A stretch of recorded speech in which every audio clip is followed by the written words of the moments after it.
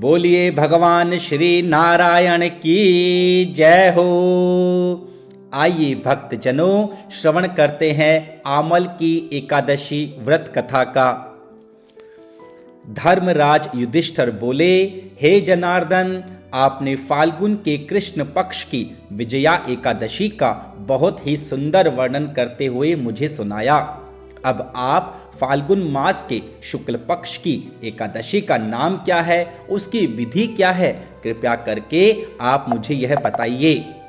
श्री भगवान बोले, हे राजन, फाल्गुन मास के शुक्ल पक्ष की एकादशी का नाम आमल की एकादशी है। इस व्रत के करने से समस्त पाप नष्ट हो जाते हैं तथा इसके प्रभाव से 1000 गौदान अर्थात 1000 गाय दान करने का फल प्राप्त होता है। इस व्रत के करने से समस्त पाप नष्ट हो जाते हैं। हे राजन, मैं आपको महर्षि वशिष्ठ जी द्वारा राजा मांधाता को सुनाई पौराणिक कथा के बारे में बताता हूँ, आप इसे ध्यान पूर्वक सुनिए। राजा मांधाता बोले कि हे वशिष्ठ जी, यदि आप मुझ पर कृपा करें तो किसी ऐसे व्रत की कथा कहिए जिससे मेरा कल्याण हो। महर्षि वशिष्ठ बोले कि हे राजन, सब व्रतों से उत्तम और अंत में मोक्ष देने वाले आमल की एकादशी के व्रत का मैं वर्णन करता हूँ। यह एकादशी फाल्गुन मास के शुक्ल पक्ष में आती है। एक वैदिश नाम का नगर था जिसमें ब्राह्मण, क्षत्रिय, वैश्य और शूद्र चारों वर्ण के लोग आनंद से रहते थे। उस नगर में सदैव वेद ध्वनि गूंजा करती थी तथा पापी, दुराचारी और नास्तिक उस नगर में कोई नहीं था। उस नगर में चैतरथ नाम का चंद्रवंशी राजा राज्य किया करता था। वह अत्यंत ही विद्वान और धार्मिक था। उस नगर में कोई भी व्यक्ति दरिद्र और कंजूस नहीं था। सभी नगरवासी भगवान विष्णु के भक्त थे और बालक, वृद्ध, स्त्री और पुरुष सभी लोग एकादशी का व्रत किया करते थे। जब फाल्गुन मास के शुक्ल पक्ष की आमल की एकादशी आई, उस दिन राजा, प्रजा तथा बालक, वृद्ध सब ने हर्ष पूर्वक व्रत किया। राजा अपनी प्रजा के साथ मंदिर में जाकर पूर्ण कुंभ स्थापित करके धूप, दीप, नैवेद्य, पंचरत्न आदि से धात्री यानी आंवले का पूजन करने लगे और इस प्रकार स्तुति करने लगे। हे धात्री, तुम ब्रह्म स्वरूप हो, तुम ब्रह्मा जी द्वारा उत्पन्न हुए हो और समस्त पापों का नाश करने वाले हो। तुमको नमस्कार है। अब तुम मेरा अर्घ्य स्वीकार करो। तुम श्री रामचंद्र जी द्वारा सम्मानित हो। मैं आपसे प्रार्थना करता हूँ, अतः आप मेरे समस्त पापों का नाश करें। उस मंदिर में सबने रात्रि को जागरण किया। रात के समय वहां एक बहेलिया आया जो अत्यंत ही पापी और दुराचारी था। वह अपने कुटुंब का पालन जीव हत्या करके किया करता था। भूख और प्यास से अत्यंत व्याकुल वह बहेलिया इस जागरण को देखने के लिए मंदिर के एक कोने में बैठ गया और भगवान विष्णु तथा एकादशी व्रत कथा का महात्म्य सुनने लगा। इस प्रकार अन्य मनुष्यों की भांति उसने भी सारी रात जागकर और कथा सुनकर बिता दी। प्रातः काल होते ही सब लोग अपने अपने घर चले गए तो बहेलिया भी अपने घर चला गया। घर जाकर उसने भोजन किया। कुछ समय बीतने के पश्चात उस बहेलिये की मृत्यु हो गई। मगर उस आमल की एकादशी के व्रत तथा जागरण से उसने राजा विदुरथ के घर जन्म लिया और उसका नाम वसुरथ रखा गया। युवा होने पर वह चतुरंगिनी सेना के सहित तथा धन धान्य से युक्त होकर 10,000 गांवों का पालन करने लगा। वह तेज में सूर्य के समान, कांति में चंद्रमा के समान, वीरता में भगवान विष्णु के समान और क्षमा में पृथ्वी के समान था। वह अत्यंत धार्मिक और सत्यवादी, कर्मवीर और भगवान विष्णु का भक्त था। वह प्रजा का समान भाव से पालन किया करता था, कोई भेदभाव नहीं करता था, निष्पक्ष रूप से प्रजा का पालन करता था। दान देना उसका नित्य कर्तव्य था। एक दिन राजा शिकार खेलने के लिए गया। दैवयोग से वह रास्ता भूल गया और दिशा का ज्ञान न होने के कारण उसी वन में एक वृक्ष के नीचे सो गया। थोड़ी देर बाद वहां पर पहाड़ी म्लेच्छ आ गए और राजा को अकेला देखकर मारो मारो मारो शब्द करते हुए राजा की ओर दौड़े। म्लेच्छ कहने लगे कि इसी दुष्ट राजा ने हमारे माता पिता पुत्र पौत्र आदि अनेक संबंधियों को मारा है तथा देश से निकाल दिया है, अतः इसको अवश्य ही मारना चाहिए। ऐसा कहकर वे म्लेच्छ उस राजा को मारने के लिए दौड़े और अनेक प्रकार के अस्त्र शस्त्र उसके ऊपर फेंके। वे सब अस्त्र शस्त्र राजा के शरीर पर गिरते ही नष्ट हो जाते और उनका वार पुष्प के समान प्रतीत होता। अब उन म्लेच्छों के अस्त्र शस्त्र उल्टा उन्हीं पर प्रहार करने लगे, जिससे वे मूर्छित होकर गिरने लगे। उसी समय राजा के शरीर से एक दिव्य स्त्री उत्पन्न हुई। वह स्त्री अत्यंत सुंदर होते हुए भी उसकी भ्रिकुटी टेढ़ी थी। उसकी आंखों से लाल लाल अग्नि निकल रही थी, जिससे वह दूसरे काल के समान प्रतीत होती थी। वह स्त्री म्लेच्छों को मारने के लिए दौड़ी और थोड़ी ही देर में उसने सब म्लेच्छों को काल के गाल में पहुंचा दिया।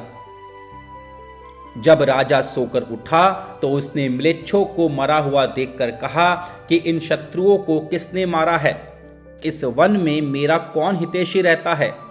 वह ऐसा विचार ही कर रहा था कि आकाशवाणी हुई, हे राजा, इस संसार में विष्णु भगवान के अतिरिक्त तेरी सहायता और कौन कर सकता है? इस आकाशवाणी को सुनकर राजा अपने राज्य में आया और सुखपूर्वक राज्य करने लगा। महर्षि वशिष्ठ बोले कि हे राजन, यह आमल की एकादशी के व्रत का प्रभाव था।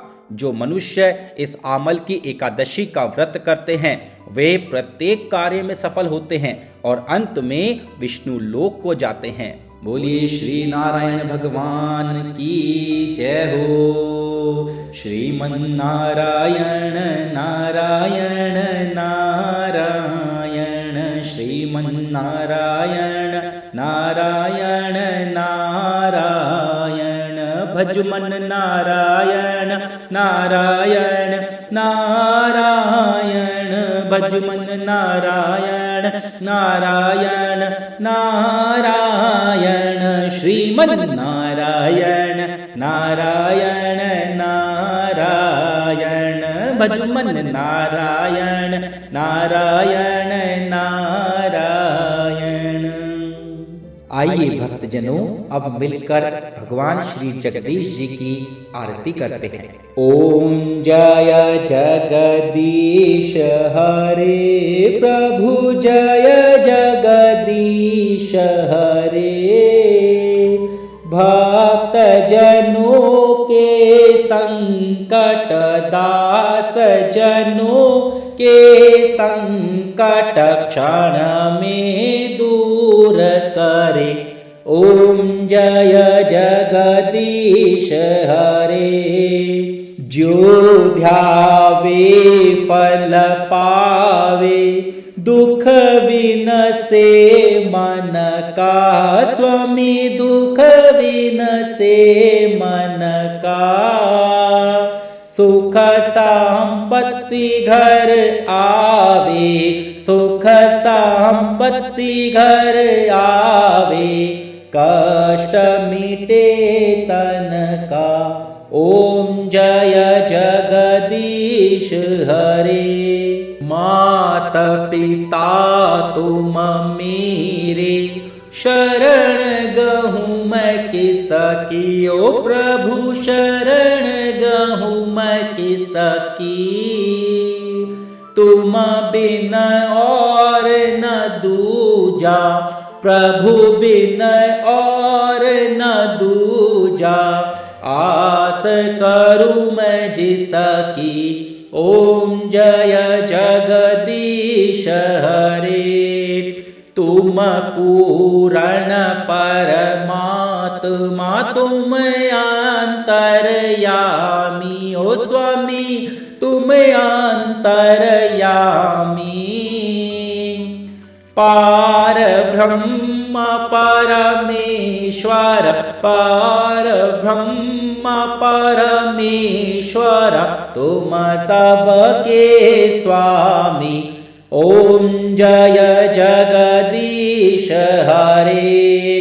तुम करुणा के सागर, तुम पालन करता, ओ स्वामी तुम पालन करता।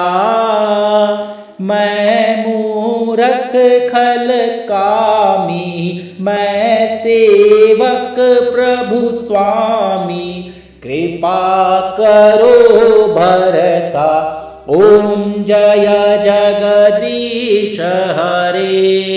तुम हो एक अगोचर, सबके प्राणपति, ओ स्वामी सबके प्राणपति।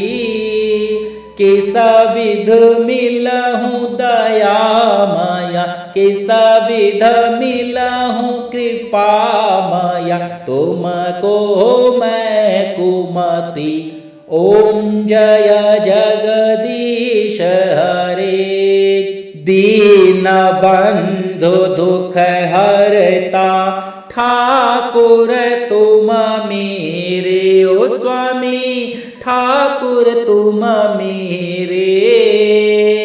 अपने हाथ उठाओ, करुणा हस्त बढ़ाओ, द्वार पड़ा मैं तेरे। ओम जय जगदीश हरे। विषय विकार मिटाओ, पाप हरो देवा, ओ स्वामी पाप हरो देवा। श्रद्धा भक्ति बढ़ाओ, श्रद्धा प्रेम बढ़ाओ, संतन की सेवा। ओम जय जगदीश हरे। जय जगदीश हरे, स्वामी जय जगदीश हरे।